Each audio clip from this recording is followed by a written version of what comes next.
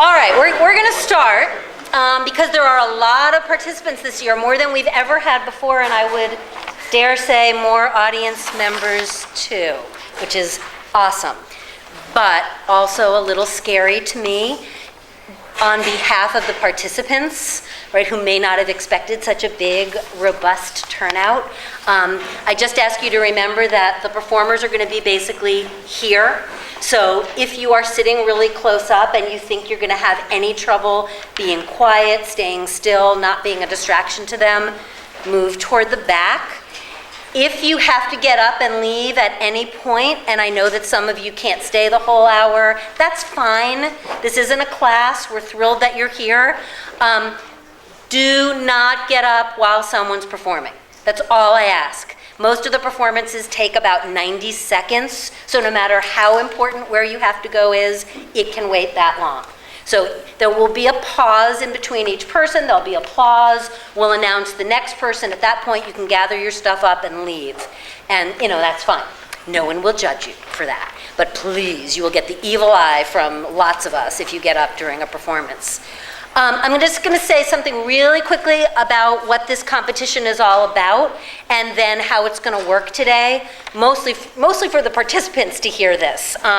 This is an annual competition that is part of a national competition sponsored by a group called the English Speaking Union. So the winner and runner-up of today's competition, so two people, will compete at the end of February in a competition in Greenwich, Connecticut. Right? The winner of the state competition then goes to compete at an all-expense paid trip to New York City at Lincoln Center for a national competition. The winner of the national competition gets a scholarship to study in England this summer. So it's pretty cool. And we had both the state winner and state runner-up last year. So we were pretty proud of that, and we have a pretty good track record. I'm trying something a little bit different last year. A lot of you have a copy of the program. Some of you don't. That's okay. If you can share, that's great. This is not the order, right? The way the competition works by the bylaws of the English-speaking union is that it's by lot. We draw the names out of a hat. So that's what we're going to do. I'm going to modify it a little because I've had 2 requests from people who have to be at work, and I don't want anyone losing his job over this. So the first 2 people are going to be, we're going to get them in and out as quickly as we can, and I hope that nobody else has an issue because nobody else has spoken to me. What I'll do is I'll always give you a heads up so that you'll be on deck. You'll know before the person before you that you're going to be going. So if you want to kind of move to the back, if you need to stretch or breathe deep or run through your lines the last time or whatever you want to do, that's fine. You'll just come up when it's your turn. You'll say your name. You'll say the scene in the play. You don't have to give us any other information. You don't have to summarize the plot, nothing like that. Most of these are going to be from plays that you know anyway, I trust. And then you'll perform. And you have as much space as you need. If you'd rather be back here, that makes you happier, that's okay too. But you can come all the way up to the microphone if you like, and you can go all the way. I would just say don't move back here because we'll have trouble hearing you. What will happen is all 17 performances will go boom, boom, boom. I know that sounds like a marathon, but trust me, it goes very quickly. We'll probably be done within the hour. The judges, who are Mrs. Barkin in red back there, Ms. Grisson. Where's Ms. Grisson? She's somewhere. I don't know where you are. You're somewhere. Oh, here you are, right? And Mrs. Mann have agreed to judge for us today. You see a lot of your teachers are here as well supporting us. One thing I want to say for the audience is that some of your teachers might be giving a little extra credit for your presence here today. If that's true and they're not here, I put a sign-in sheet. It's a clipboard with a piece of paper this color. And when you leave at the end, you can sign out, right? If you've stayed for 10 minutes, you can't really, it doesn't really count. But, if you're here for a good meaty portion, I have no trouble passing that along to your teachers. Okay, any questions, anything I forgot to say? Right? So the judges will deliberate, and by the end of this afternoon, we'll have chosen the 2 people, God bless you, who will be representing Amity at the state competition. Okay. So the first performer, I'm going to say the first and the second, and then after the first one goes, I'll alert you to who the third person is going to be. The first performer is Ted McNulty.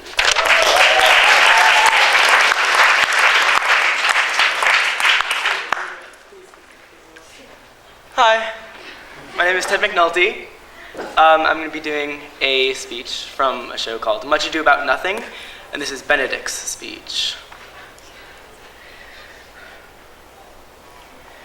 I do much wonder how one man, after seeing how another man is a fool by dedicating his behaviors to love, will, after he has laughed at such shallow follies, will then become the object of his own scorn by falling in love. And such a man is Claudio. I have known when he would walk 10 miles afoot to see a good armor, and now he spends his nights alone, fashioning his new doublet. He was wont to speak plain and to the purpose, and now he is a turned orthographer. His words are a very fantastical banquet. Just so many strange dishes.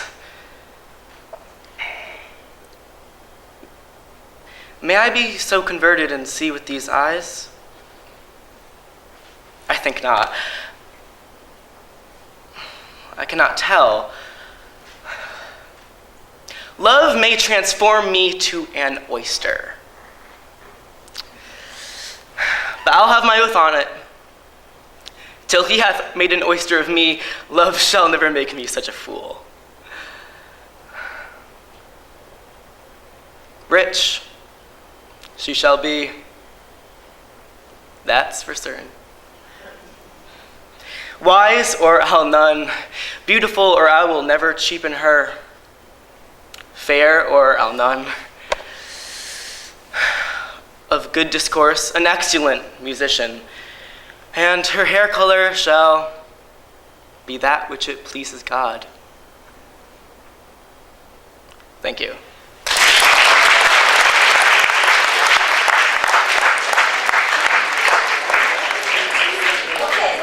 Presenters, and I know I lied, I said I would say the second ones, but they know who they are Jacqueline Nunez and Alexandra Hill, and number 3 is Storm Boris. So you can prepare yourself, whatever that means.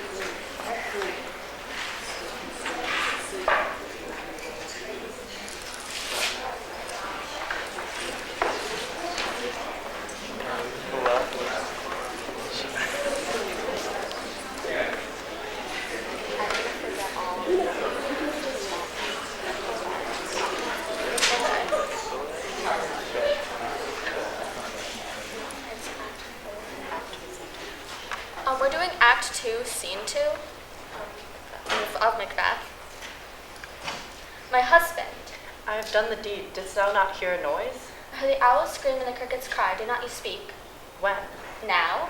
As I descended? I.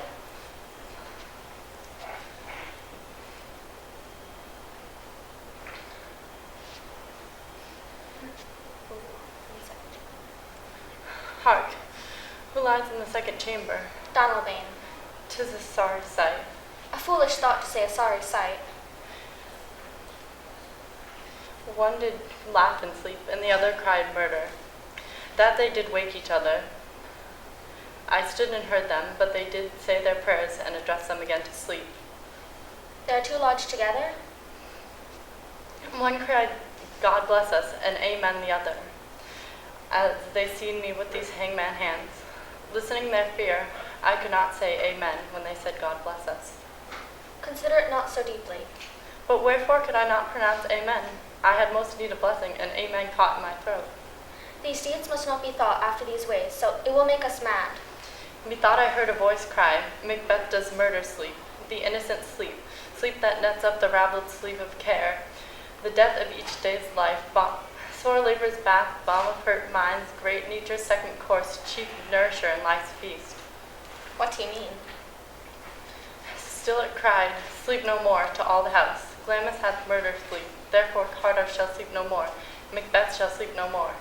Who is it that thus cried, my worthy thing? You do unbend your noble strength, who think so brain-sickly of things. Go get some water, and wash the filthy witness from your hand. Why did you bring the daggers from the place? They must lie there. Go carry them, and smear the sleepy germs with blood.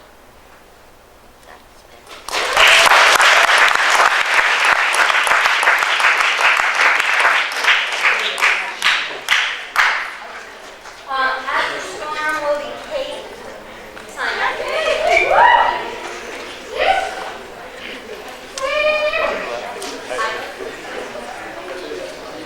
Can I go? Hi, I'm Storm. I'm doing Macbeth as the role of Macbeth, Act 2, Scene 1.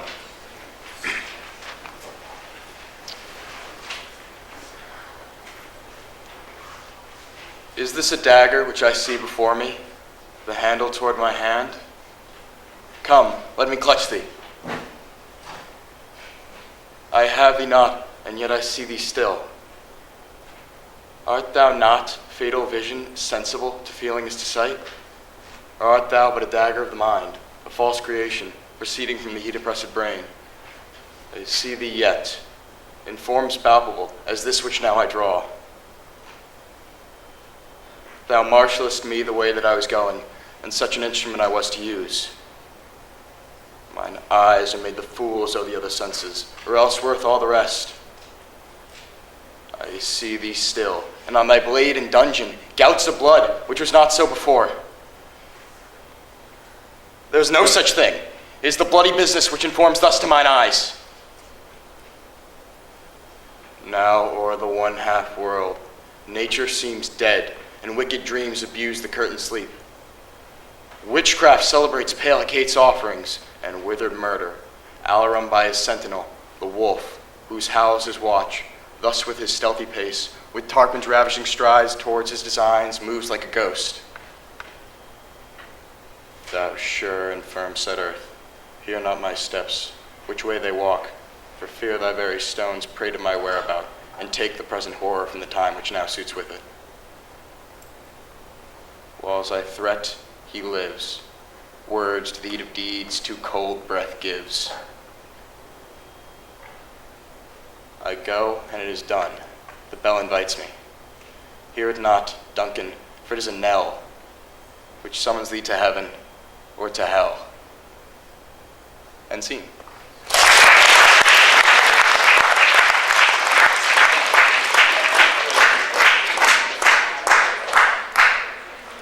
After Kate, Michelle Johnson. I'll be performing an excerpt from Hecate's speech in Act 3, Scene 5 of Macbeth. Have I not reasoned, beldams, as you are, saucy and overbold? How did you dare to trade and traffic with Macbeth in riddles and affairs of death? And I, the mistress of your charms, the close contriver of all harms, was never called to bear my part or show the glory of our art. And which is worse, all you have done hath been but for a wayward son, spiteful and wrathful, who, as others do, loves for his own ends, not for you. But make amends now, get you gone, and at the pit of Acheron, meet me in the morning, thither he will come to know his destiny. Scene.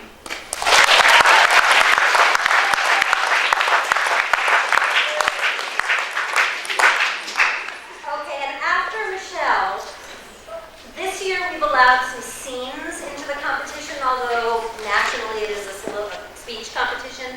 And I know you've probably already caught that group 7 and 8 are the same group. So that group, which is Catherine, Alexa, and Natalia, will perform. Hi, I will be performing Phoebe from As You Like It, Act 3, Scene 5.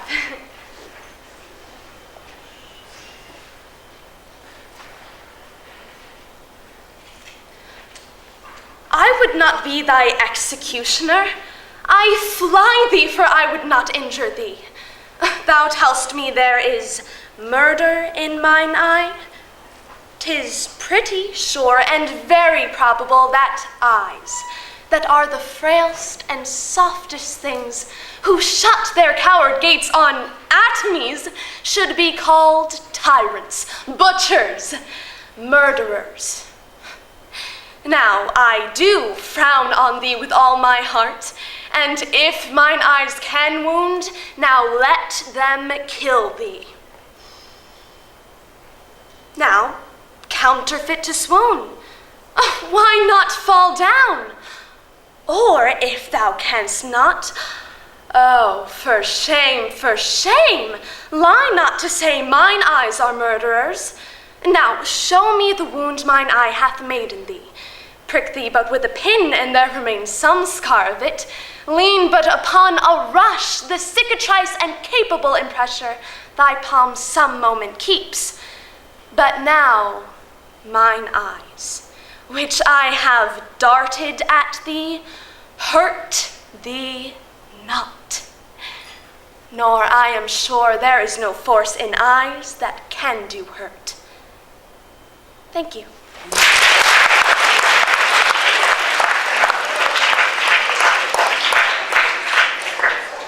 And on deck after this group is Chloe.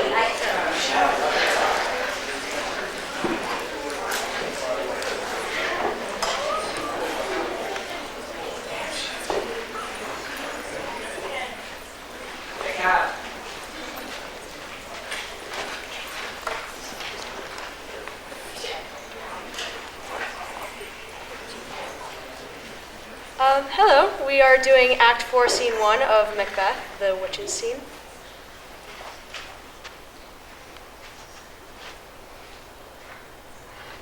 Thrice the brinded cat hath mewed, thrice and once the hedge pig whined. Harp your cries, 'tis time, 'tis time. Round about the cauldron go, in the poisoned entrails throw. Toad that under cold stone days and nights has 31, sweltered venom sleeping's got. Boil thou first in the charmed pot. Double, double, toil and trouble, fire burn and cauldron bubble. Fillet of a fenny snake, in the cauldron boil and bake. Eye of newt and toe of frog, wool of bat and tongue of dog. Adder's fork and blindworm's sting, lizard's leg and owlet's wing. For a charm of powerful trouble, like a hell broth, boil and bubble. Double, double, toil and trouble, fire burn and cauldron bubble. Scale of a dragon, tooth of a wolf, witch's mummy, maw and gulf. Of the ravine sea shark, root of hemlock, digged in the dark. Liver of a blaspheming Jew, gall of goat, and sips of yew. Slivered from the moon's eclipse, nose of Turk, and Tartar's lips. Finger of a birth-strangled babe, ditch delivered by and drab. Make the gruel thick and slab. Add thereto a tiger's chaudron for the ingredients of our cauldron. Double, double, toil and trouble, fire burn and cauldron bubble. Cool it with the baboon's blood, then the charm is firm and good. By the pricking of my thumbs, something wicked this way comes. Open locks, whoever knocks. Scene.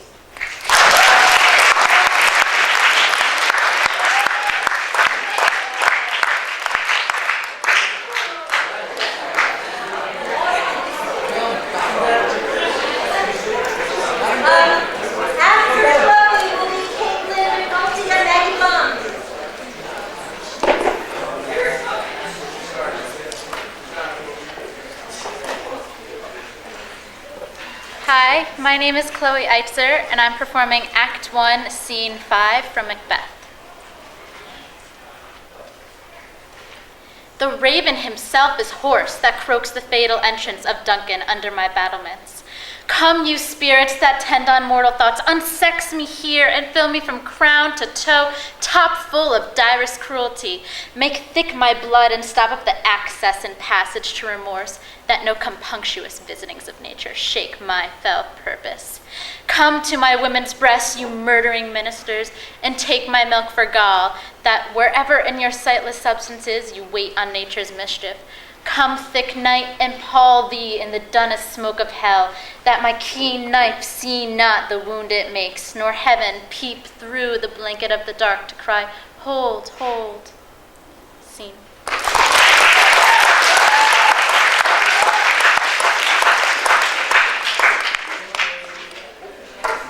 And after this next one, Lisa Chan.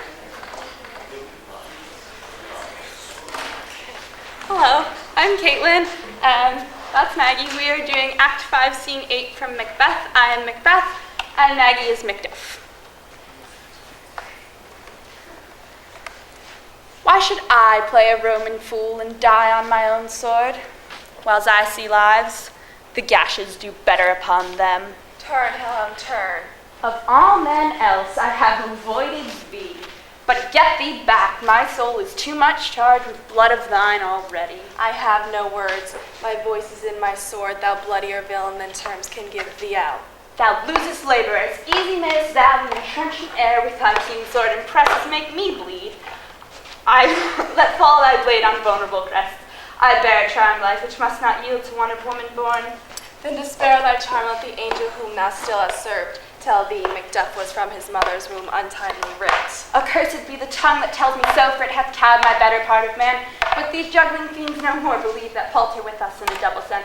Keep the word of promise to our ear, and break it to our hope.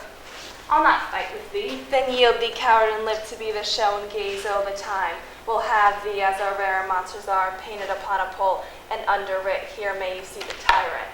I will not yield to kiss the ground beneath young Malcolm's feet, though she be baited by the rabble's curse, though Burnham Wood came to Dunsinane, and thou opposed being of no woman born. Yet I will try the last. Before my body, I throw my warlike shield.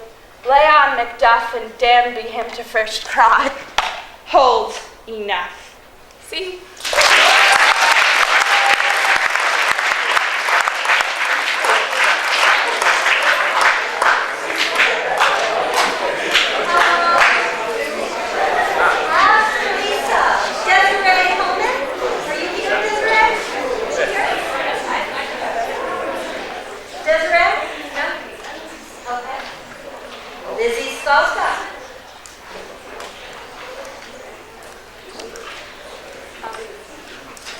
Hi, I'm Lisa.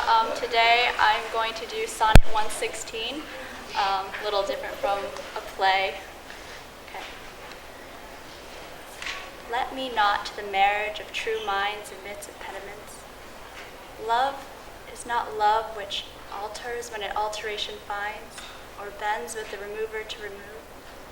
Oh no, it is an ever fixed mark that looks on tempest and is never shaken.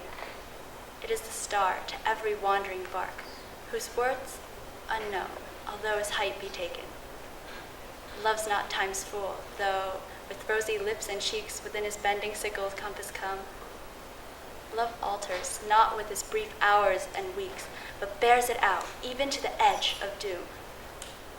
If this be error, and upon me prove, I never writ, nor no man ever loved. Thank you.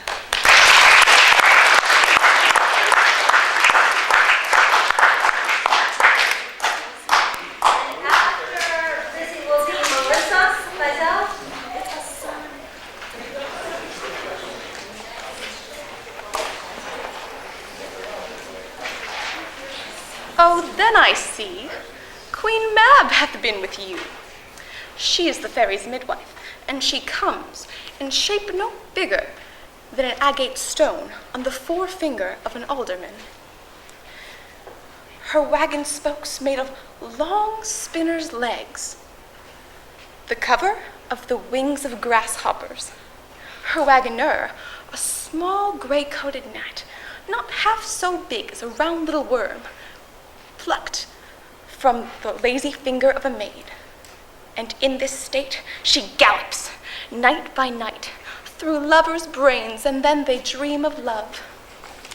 Over courtiers' knees, which dream on curtsies straight, over ladies' lips, which straight on kisses dream, which oft the angry mab with blisters plagues, because their breaths with sweet meats tainted are.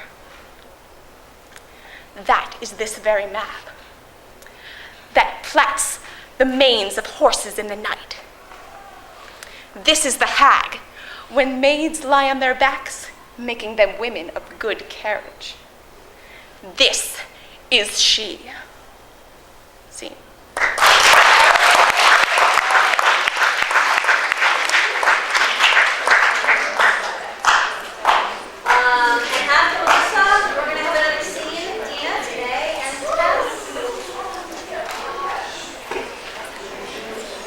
Hi, my name is Melissa Vizel, and I will be doing one of Helena's monologues from A Midsummer Night's Dream. How happy some or other some can be. Through Athens I am thought as fair as she. But what of that? Demetrius thinks not so. He will not know it all, but he do know.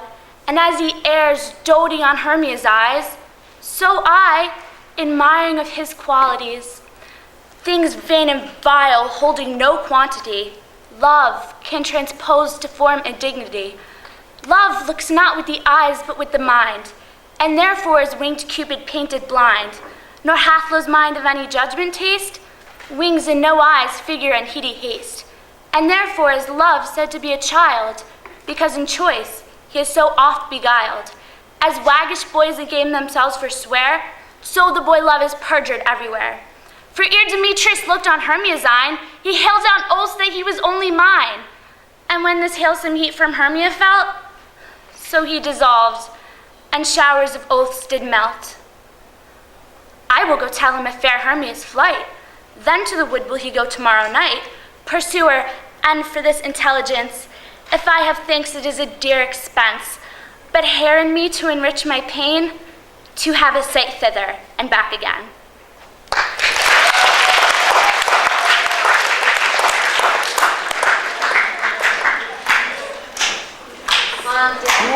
Sabrina Breyer.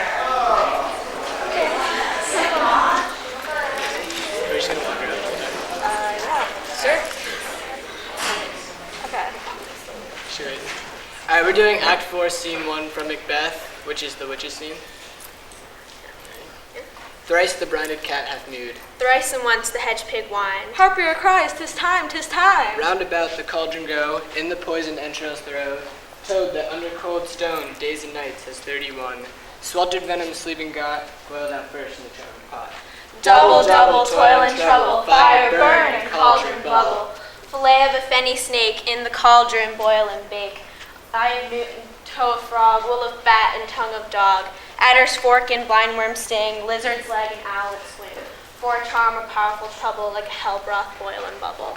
Double, double, toil and trouble, fire burn and cauldron bubble. Scale of dragon, tooth of wolf, witch's mummy, maw and gulf. Other vine, salt, sea shark. Root of hemlock, digged in the dark. Liver of blaspheming Jew, gall of goat, and slips of view. Slivered in the moon's eclipse. Nose of turf and tartar's lips. Finger upward strangled babe, ditch delivered by a drab. Make the gruel thick and slab. Add thereto a tiger's chaldron to the ingredients of our cauldron. Double, double, toil and trouble, fire burn and cauldron bubble. Cool it with a baboon's blood, then the charm is firm and good. By the pricking of my thumb, something wicked this way comes. Open locks, whoever knocks. That's so busy.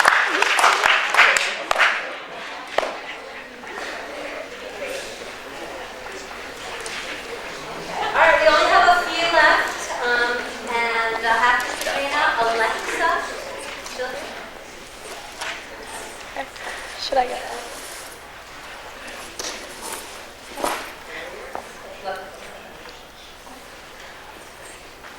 Hi, I'm Sabrina Breyer, and I will be performing Kate's monologue from The Taming of the Shrew.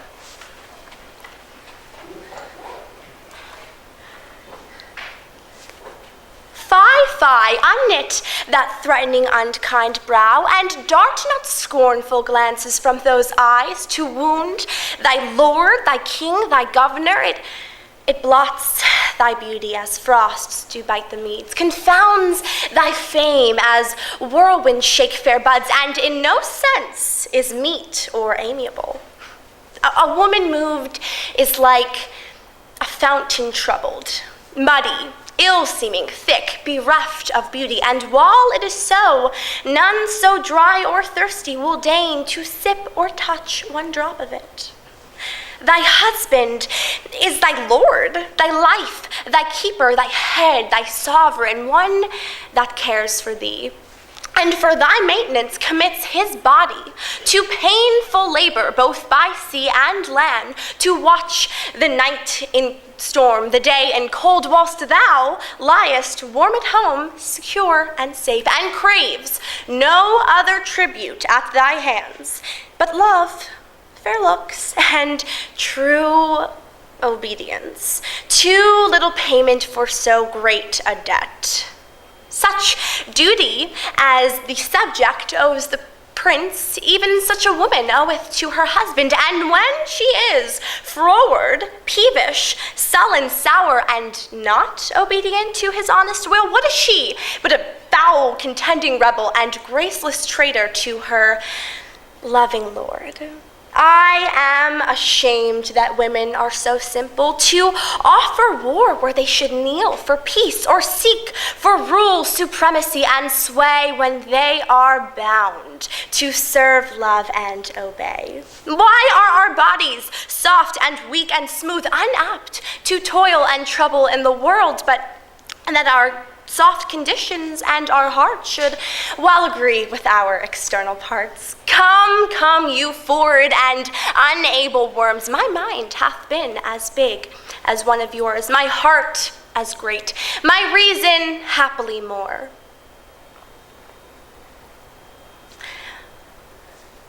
To bandy word for word and frown for frown, but now I see our lances are but straws, our strength as weak, our weakness past compare, that seeming to be most, which we indeed least are, then veil your stomachs, for it is no boot, and place your hand below your husband's foot, in token of which duty, if he please, my hand is ready, may it do him ease.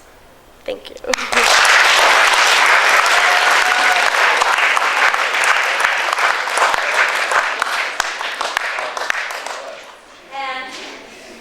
Natalia, you're on, and you are the last final performer.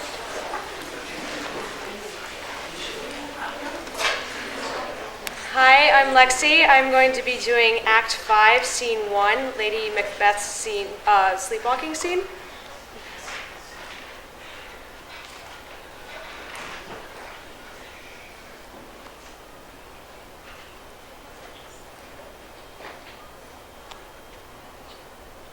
Yet here's a spot. Out.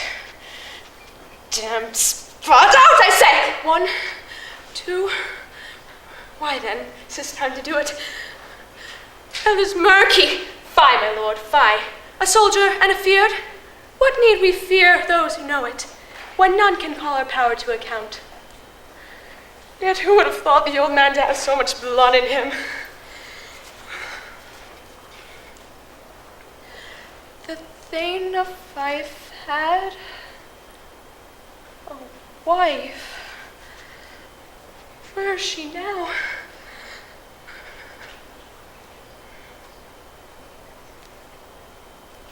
What, will these hands never be clean? No more of that, my lord, no more of that. You mar all with this starting. Yet here's the smell of blood still. All the perfumes of Arabia would not sweeten this little hand. Oh! Wash your hands. Put on your nightgown. Look not so pale. I tell you, yet again, Banquo's buried. He cannot come out on's grave. To bed. To bed. There's knocking at the gate. Come, give me a hand. What's done cannot be undone. To bed. to bed. Scene.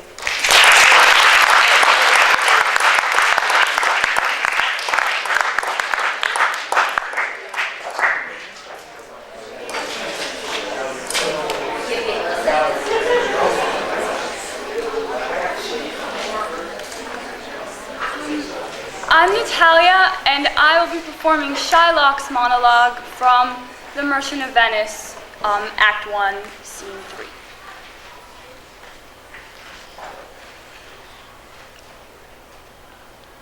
Signor Antonio, many a time and oft in the Rialto you have rated me about my moneys and my usances.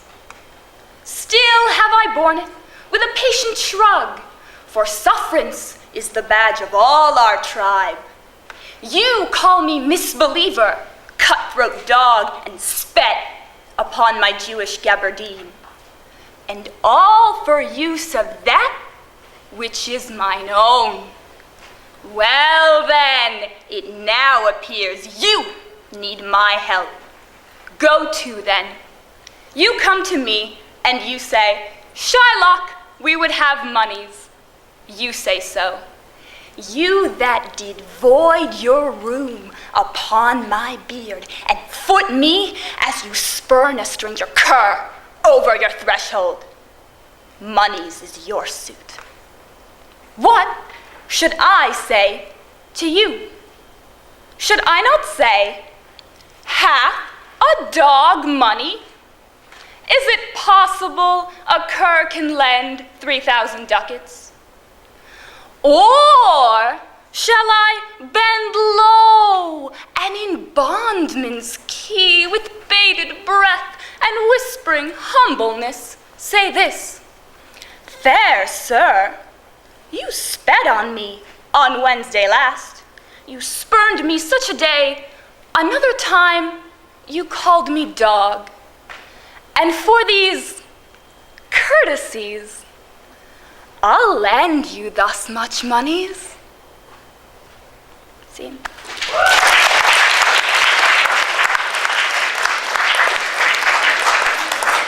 All right, can we just have a round of applause for everyone?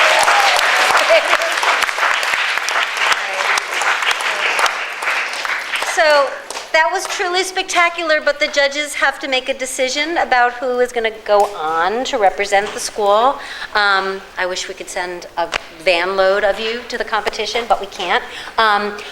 They will probably take about 10 minutes or so. That's usually what it is. We hope you'll hang around and see what's up. We'll let them do what they need to do. Thank you. Why, Matt?